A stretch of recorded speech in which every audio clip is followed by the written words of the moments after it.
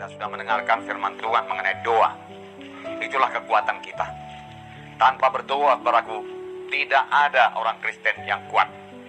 Tanpa berdoa, saudaraku, kita akan jatuh pada pencobaan.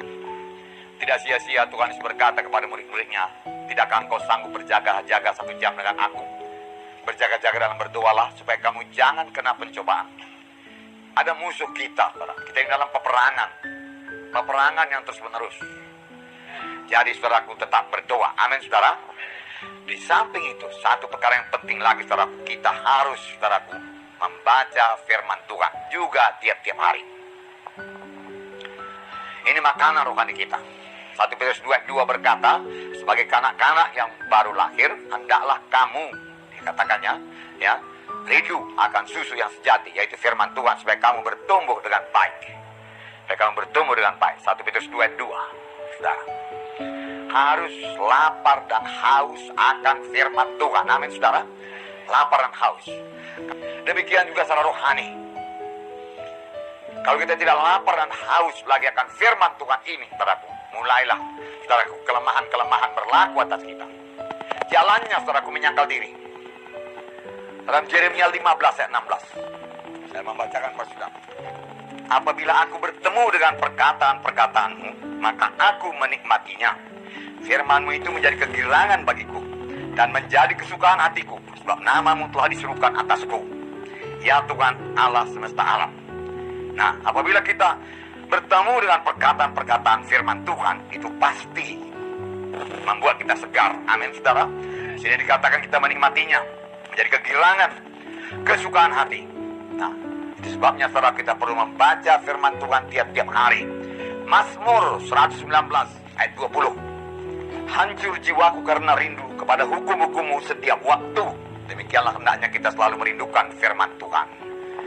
Nah, saudara yang kekasih dalam nama Yesus, saya yakin waktu kita dulu mula-mula selamat, saudara, lahir baru, kita suka sekali akan firman Tuhan. Saya sendiri, saudaraku, waktu lahir baru, saudaraku, saya bawa perjanjian baru yang kecil itu. Kemana pun saya pergi, saya kantongin. Dan saya baca dengan sembunyi-sembunyi. Tapi saya tidak peduli, saudaraku. Sepanjang saya bisa membaca firman Tuhan. Rindu. Juga kadang-kadang saya rindu pulang ke rumah untuk berdoa. Nah, kerinduan seperti ini, saudaraku, jangan hilang. Amin, saudara. Peliharalah itu. Kalau belum ada lapar rohani ini, saudaraku, saudara pompa dulu. Ya, saudara, sangkal diri saudara untuk berdoa. Saya katakan waktu itu berdoa, sembah Tuhan dulu. Aku cinta padamu Tuhan Yesus. Besarlah engkau, ajaiblah engkau Tuhan. Luar biasalah engkau, luar biasalah firman-Mu Tuhan. Aku menikmati persekutuan dengan Engkau Tuhan. Haleluya, aku muliakan Engkau, aku tinggikan Engkau. Aku cinta padamu Yesus, aku cinta padamu Yesus. Amin saudara. Ya. Kemudian saudara akan bersekutu dengan Tuhan. Roh Kudus akan menolong saudara. Saudara sudah penuh dengan Roh Kudus, bicara dengan bahasa roh. Amin. Ya. Kemudian saudaraku baca firman Tuhan. Nah saudara, bagi saudara yang jarang sekali baca firman Tuhan dan belum mengikuti schedule, saudara, baca dulu perjanjian baru, saudara. Baca dulu perjanjian baru. Itu juga satu berkat. Renungkanlah itu, saudara.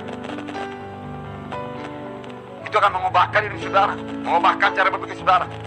Tapi pertama sekali harus lapar dan haus lebih dahulu. Tetapkanlah mati saudara.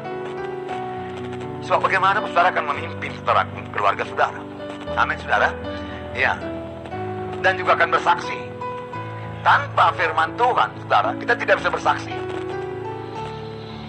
Tanpa firman Tuhan, bagaimana kita mengajari anak-anak kita akan jalan Tuhan. Kita mengasihi anak kita, kita katakan, tapi tidak pernah kita ajarkan kepada firman Tuhan. Justru itu yang paling penting kepadanya. Kita menjadi orang Kristen yang kuat kalau kita baca firman Tuhan, kalau kita makan firman Tuhan. Tidak cukup pengetahuan ini membuat kuat secara rohani. Firman Tuhan yang membuat kuat secara rohani. Amin saudara. Tapi orang sederhana pun dia saudara, dia pandai membaca, misalnya tamat SD saja, tapi dia rajin membaca firman Tuhan. Dialah yang menjadi dewasa dan kuat dalam Tuhan. 1 Yohanes pasal 2 ayat 14 berkata, Aku menulis kepada kamu hai anak-anak, karena kamu mengenal Bapa. Inilah mula-mulanya anak-anak saja kita, karena kita mengenal Bapa, kenal Tuhan sebagai Tuhan dan Juru Selamat. Kemudian aku menulis kepada kamu, hai bapak-bapak, karena kamu mengenal Dia yang ada dari mulanya. Aku menulis kepada kamu, hai orang-orang muda, karena kamu kuat. Mengapa kuat? Saya bacakan. Aku menulis kepada kamu, hai orang-orang muda, karena kamu kuat dan firman Allah diam dalam kamu, dan kamu telah mengalahkan yang jahat. Kamu kuat karena firman Allah diam dalam kamu. Amin. Kalau kita baca firman Tuhan, maka firman Tuhan diam dalam kita. Itulah yang membuat kita kuat menghadapi dunia ini, supaya kita jangan terikut, saudaraku. Dan kamu bisa mengalahkan si jahat. Karena dengan mudah kita berkata, ada tersurat. Sama sebagaimana Tuhan berkata kepada setan, ada tersurat, dan setan mundur. Karena apa? Karena Tuhan Yesus mengucapkan firman Tuhan. Jadi ada tersurat itu yang berkuasa, membuat kita kuat. Efesus pasal 6 ayat 10 berkata, hendaklah kamu kuat dalam Tuhan. Jadi manfaat yang pertama menjadi kuat dalam Tuhan. Karena Efesus pasal 6 dikatakan ayat 10, akhirnya hendaklah kamu kuat dalam Tuhan, dalam kekuatan kekuasanya. Menjadi kuat dalam Tuhan, dalam kekuatan kuasanya. Apakah yang diperbuat? Di sini dikatakan ayat 17, dan terimalah ketopong keselamatan dan pedang roh, yaitu firman Allah, firman Tuhan. Ya. Nah, jadi firman Tuhan itu membuat kita kuat, saudaraku, dan kita mengalahkan si jahat. Sebaliknya, saudaraku, tanpa firman Tuhan kita akan kalah, saudaraku. Kita akan dikalahkan oleh si jahat, oleh tipu daya setan. Oleh sebab itu jangan biarkan kita kosong dari firman Tuhan. Makan firman Tuhan tiap-tiap hari. Amin, saudara. Ya,